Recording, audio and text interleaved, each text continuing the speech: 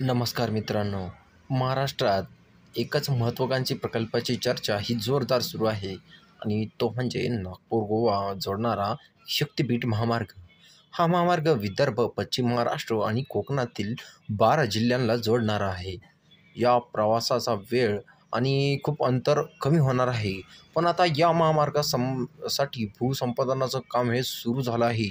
यामुळे अनेक गावातील शेतकरी आणि स्थानिक लोकांमध्ये खूप चिंता वाढली आहे. चला तर प्रकल्पाबद्दल ज्यामुळे प्रभावित होणाऱ्या गावांसह सविस्तर माहिती घेऊया. यामध्ये सरकारचं काय मत आहे आणि शेतकऱ्यांचं काय मत आहे आणि कधी एक फिक्स काम चालू होणार आहे हे आपण जाणून घेणार आहोत. त्यामुळे व्हिडिओ शेवटपर्यंत बघा आणि अशाच नवनवीन व्हिडिओसाठी आपल्या चॅनलला सबस्क्राईब करून ठेवा आणि जास्तीत जास्त या व्हिडिओला कमेंट करा. तुम्हाला वेगवेगळी माहिती हवी असल्यास आपल्या व्हिडिओला नक्की कमेंट करा. आपल्या कमेंटचं नक्की प्रत्युत्तर देण्यात येईल. शक्तिपीठ महामार्ग हा एक 6 पदरी म्हणजेच 6 लेन एक्सप्रेसवे आहे. हा महामार्ग वर्धा जिल्ह्यातील पवनार येथे सुरू होऊन गोव्यातील पत्रादेवी येथे संपणार आहे.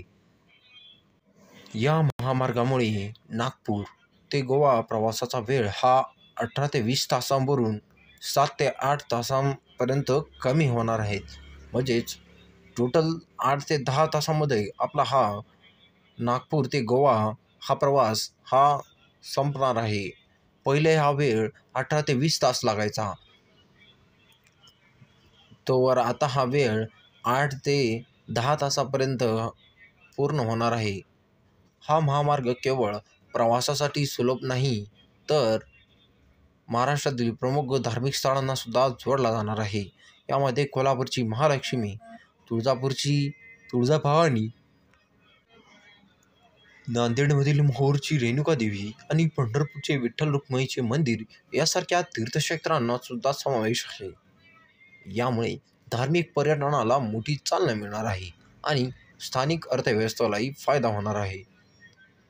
यामध्ये काही ठिकाणी भूसंपादनाची प्रक्रिया आणि कोणकोणत्या गावा ठिकाणी काम चालू झाले आहेत ते आपण थोडक्यात जाणून घेणार आहोत. या महामार्गासाठी एकूण 8,615 हेक्टर जमिनीचं भूसंपादन होणार आहे आणि यात खाजगी, शासकीय आणि वन विभागाच्या जमिनींचा सुद्धा समावेश होतो.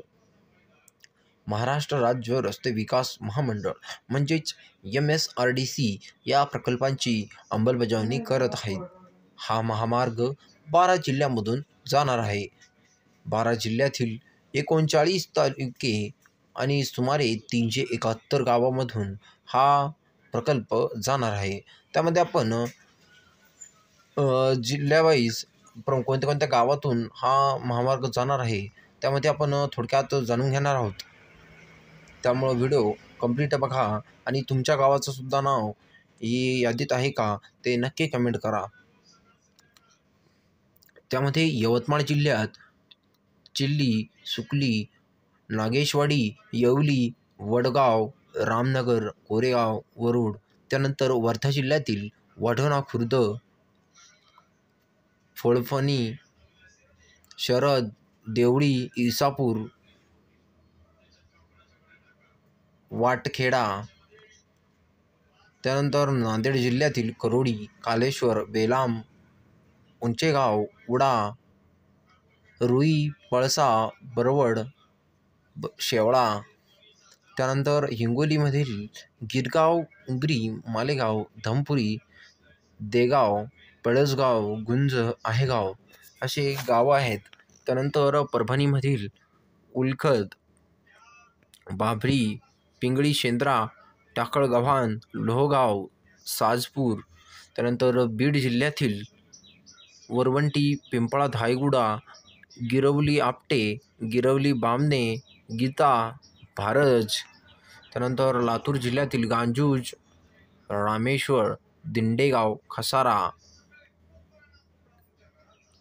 जवळा, ढोकी, काटगाव, मांजरी, त्यानंतर धाराशिव जिल्ह्यामध्येच म्हणजेच जुनं अहमदनगर नाव असलेलं धाराशिव जिल्हा त्यामध्ये अनेक गावांचे नावं म्हणजे जसे की खट्टेवाडी, नितेलीज, घुगी, लासवना, सांगवी, त्यानंतर कामेगाव, चिखली, महालिंगी, त्यानंतर सोलापूर जिल्ह्यामधील घाटणे, पोखरापूर, कलमण, राई, मालेगाव, जळगाव, त्यानंतर मसले चौधरी, त्यानंतर सांगली जिल्ह्यातील सुद्धा अनेक गावांचं ही यादीत नाव आहे. त्यामध्ये घाटनांद्रा, तिसंगी, शेटफळ, कौलापूर, बुधगाव, माधवनगर, कर्नाळ, त्यानंतर कोल्हापूर जिल्ह्यामध्ये मधुर, अदमापूर, वानगुत्ती, वाघापूर, मिडीलगे, पूर, निपण, दारवड, त्यानंतर सिंधुदुर्ग जिल्ह्यातील उदेली, फणसवाडी, आंबोली, गेलेले, धारप, तांबुली, वांदा, डेगवे, त्यानंतर उत्तर गोव्यामधील शेवटचा जिल्हा म्हणजे उत्तर गोवा आणि तिथे हा रस्ता महामार्गाचा एंड होणार आहे. त्यामध्ये पत्रादेवी हा शेवटचं गाव आहे. त्यामध्ये खूप अनेक शेतकऱ्यांचा हा विरोध आहे आणि शेतकऱ्याचं काय म्हणणं आहे यावर सरकार काय म्हणतंय अशी सूत्रांची माहिती आपण दिलेली आहे. या महामार्गासाठी भूसंपादनाला काही जिल्ह्यामध्ये तीव्र विरोध होत आहे. त्यामध्ये विशेषतः कोल्हापूर आणि परभणी जिल्ह्यातील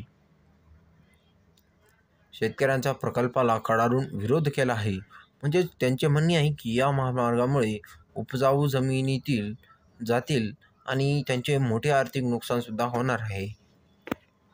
सरकारने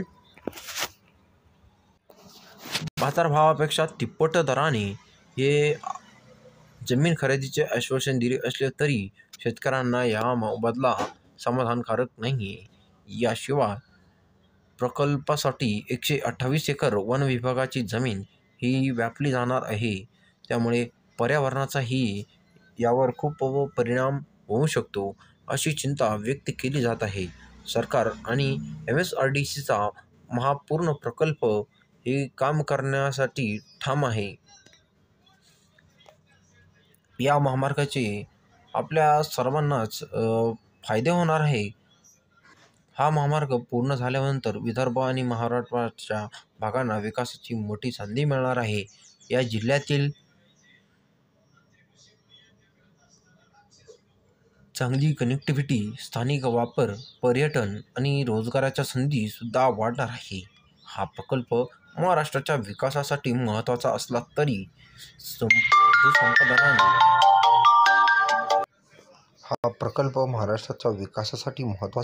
तरी भूसंपादनामुळे बाधित होणारा शेतकरी आणि स्थानिकांच्या प्रश्नांवर लक्ष देणे आवश्यक आहे.